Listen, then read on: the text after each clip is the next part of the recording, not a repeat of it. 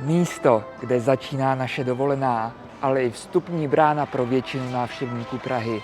To je letiště Václava Havla. Ahoj, jsem Daniel Kotula z realitní kanceláře Kotula a každý týden pro vás točíme nová videa o zajímavých místech a věcech v Praze a jak se zorientovat na realitním trhu. Proto budeme rádi, když budete náš kanál odebírat. Děkujeme! V tomhle videu se budeme věnovat pražskému letišti. To je jedno z největších letišť ve střední Evropě. Ročně tudy projde 18 milionů cestujících a přistane až 154 000 letadel ze všech koutů světa, včetně Asie, Afriky nebo Severní Ameriky. My si dnes řekneme něco víc o historii této unikátní dopravní tepny v srdci Evropy, ale i k tomu, co nás tady v blízké budoucnosti čeká. Letiště Ruzyně není první pražské letiště. Vzniklo jako náhrada za původní hlavní pražské letiště Kbely, které kapacitně již přestávalo stačit. Pro nové letiště byla vybrána rovinatá pláň s příznačným názvem Dlouhá míle, kde bylo dostatek prostoru pro tenhle velký projekt.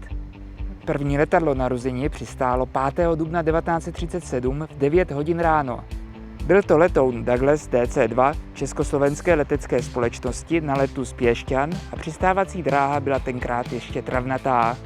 To už teď sice není, ale terminál, kam pasažéři tenkrát poprvé přiletěli, tu stojí pořád. Dnes je známý jako Terminál 4 a slouží jen ke státním návštěvám. Letiště si velmi rychle získalo mezinárodní respekt a zahraniční odborníci ho označili za jedno z nejlepších letišť v Evropě. Jeho architekt Adolf Bench byl na mezinárodní výstavě umění a techniky v Paříži oceněn zlatou medailí. Už v roce 1938 pak z letiště odlétalo více než 100 linek do celé Evropy. Další významné rozšíření letiště proběhlo v roce 1968, kdy byla postavena část letiště zvaná Sever. Bohužel, letecká doprava se tady hned podle očekávání ve velkém nerozjela. Jen krátce po zprovoznění bylo totiž letiště obsazeno sovětskými vojsky, které sem letecky převáželo vojenskou techniku, a tak v Československu na desítky let nastal útlum letecké dopravy. Až po roce 1989 s otevřením hranic dostalo letiště novou energii, kdy byly v části zvané Sever postaveny 2 odbavovací haly. Terminál 1 dokončený v roce 1997 a Terminál 2 v roce 2005. Letiště tak dostalo svou současnou podobu.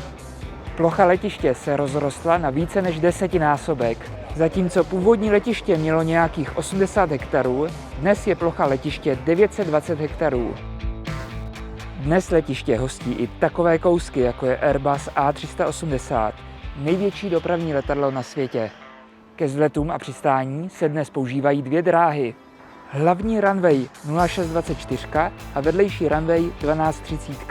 A právě runwaye jsou hlavním předmětem budoucích plánů.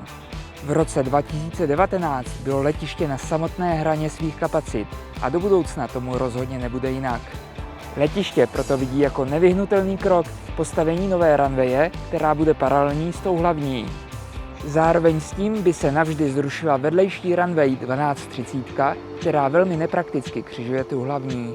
Tím by se doprava na letišti výrazně zjednodušila a mohlo by dojít navýšení kapacity letiště až na 35 milionů cestujících ročně. Plán je postavit novou dráhu do 10 let. Víc letadel ale samozřejmě znamená víc ruchu v okolních obcích. To by se ale částečně mělo kompenzovat tím, že by letadla neměla létat mezi půlnocí a 5:30 ráno. Zdvojnásobení počtu letadel ale prostě bude slyšet. Ruku v ruce s novou runwayí bude potřeba i navýšit kapacitu odbavovacích hal a tak je v plánu, že se Terminál 2 ještě o něco zvětší. Upravit by se měly i okolní plochy kolem terminálů. Tak například tady, kdy je před Terminálem 1 parkoviště, by měl být v budoucnu park. K němu by měly vzniknout nové obchodní plochy, kancelářské budovy a garážové domy. Plány jsou to skutečně velké. Schválně, co na ně říkáte? Myslíte si, že je to potřeba? Nebo se jedná o zbytečné megalomanství?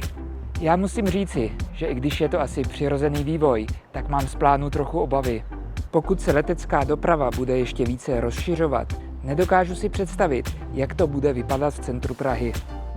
Představa, že tady budeme mít dvojnásobné množství turistů, jak v roce 2019, nezní zrovna nejlíp.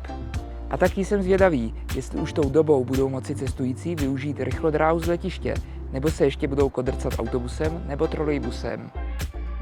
I autobusy zažijí v Praze velkolepou proměnu. Rodící se projekt Terminál Smíchov slibuje celkovou proměnu a modernizaci, která u nás nemá obdoby. Jak bude vypadat, kdy se můžeme těšit na dokončení i jaké části zůstanou zachovány? Podívejte se na naše video na tohle téma, odkaz najdete dole v popisku. Na tomto kanále pro vás každý týden připravujeme nové video o životě v Praze a jak si ho co nejvíc užít. Proto budeme rádi, když budete náš kanál odebírat. Děkujeme a těšíme se zase příští týden ve čtvrtek. Na viděnou.